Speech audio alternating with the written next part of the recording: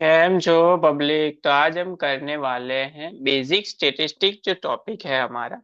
उस टॉपिक के अंदर एक चैप्टर है मेजर्स ऑफ डिस्पर्सन। उस चैप्टर का हम एक क्वेश्चन देखने वाले हैं। तो हमारे पास क्वेश्चन है कुछ ऐसा।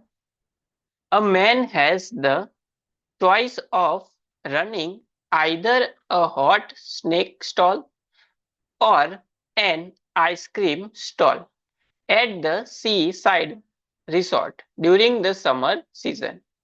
If it is fairly cool summer, he should make 5,000 by running the hot snake stall. But if the summer is quite hot, he can only expect to make 1,000. In other hand, if he operate a ice cream stall, he profit estimated is 6,500.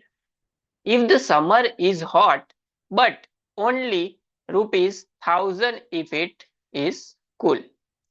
There is a 40% chances of summer being hot.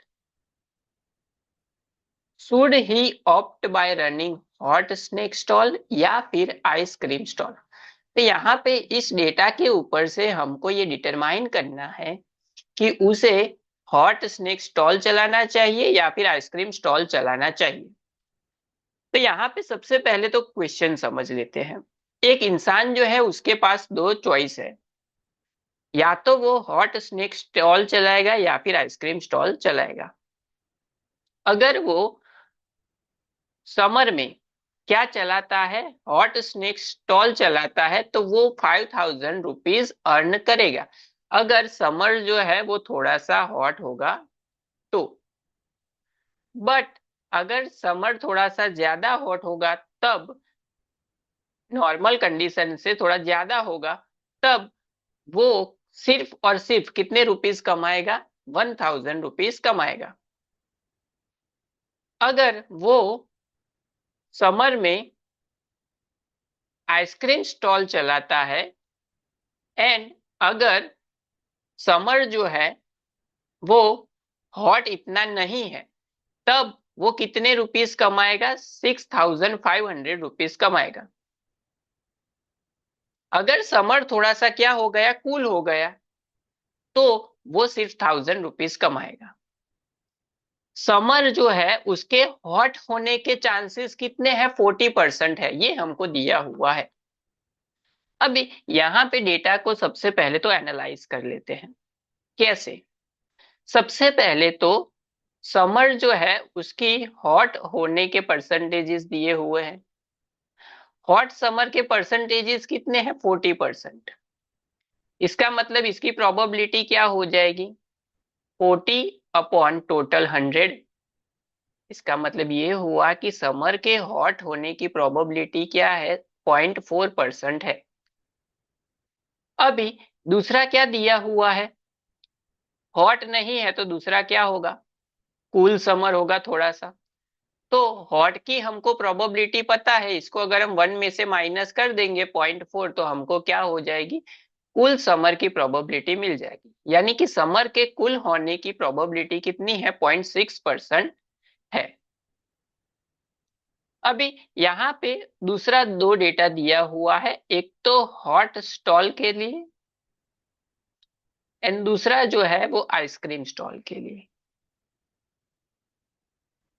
अभी यहाँ पे क्या दिया हुआ है कि summer जो है वो ज्यादा हॉट हो गया, तो ऑब्वियस सी चीज है कि लोग गर्म चीज नहीं खाएंगे।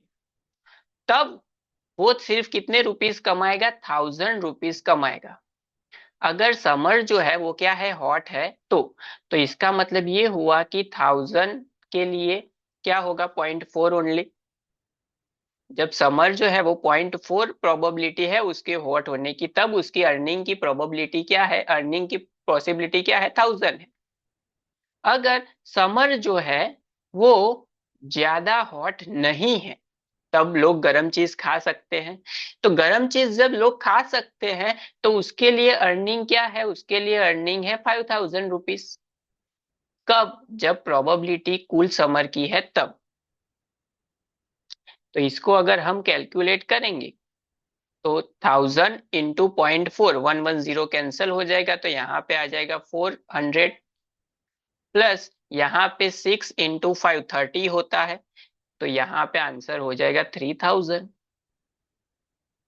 तो 3000 प्लस 400 यानी कि वो जब इस कंडीशन प्रोबेबिलिटी के हिसाब से अगर सोचे एंड स्टॉल को चलाए तो वो एवरेज इतने रुपीस कमा सकता है हॉट स्टॉल को चला के।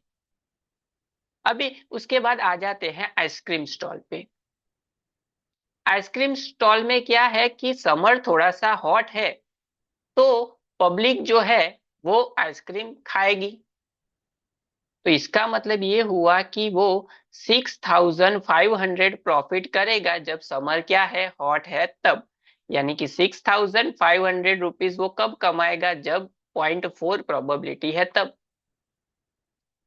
प्लस दूसरी पॉसिबिलिटी क्या हो सकती है कि वो सिर्फ 1000 रुपीज कमाएगा अगर समर क्या है, कूल है तो। यानी कि कब यहाँ पे क्या आ जाएगा, 1000 × 0.6।